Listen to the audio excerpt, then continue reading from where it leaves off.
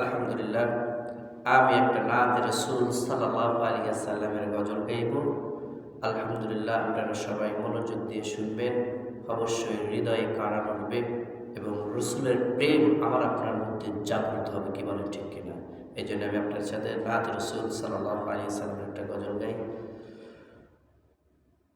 যারে যা দুরুদ চলে যা মদিনায় হো, যারে যা সালাম,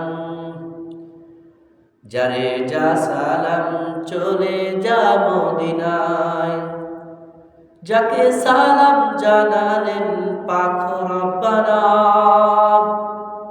হো যার প্রেমে কুল মখলুকাত দেওয়ানা হো, যারে যা দুরুদ, যারে যা দুরুদ চলে যা মদিনায় হো, যারে যা সালাম, যারে যা সালাম চলে যা মদিনায়। যাকে সালাম জানালেন পাক রব্বানা, হো যার প্রেমে কুল মখলুকাত দেওয়ানা। আবু বকর ছিলেন নবীর সাহাবী, নবীর মৃত্যুর পরে দেখেন মুখখানি,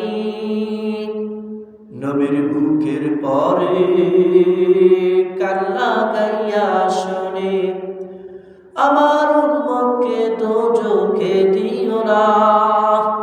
যারে যা দুরুদ চলে যা মদিনায় হো, যারে যা সালাম, যারে যা সালাম চলে যা মদিনায়। যাকে সালাম জানালেন পাক রব্বানা, হো যার প্রেমে কুল মখলুকাত দেওয়ানা। হেরা গুহায় গিয়ে যিনি কেঁদেছেন, রব্বি হাবলি উম্মতিকে বলেছেন। পাক নবীজির অশ্রু দেখে বনের পশু, পাক নবীজির অশ্রু দেখে বনের পশু। খানা দানা নেয় না মুখেতে, আমরা মানুষ হয়ে তাকে চিনি না হো, যারে যা দুরুদ, যারে যা দুরুদ চলে যা মদিনায় হো, যারে যা সালাম, যারে যা সালাম চলে যা মদিনায়।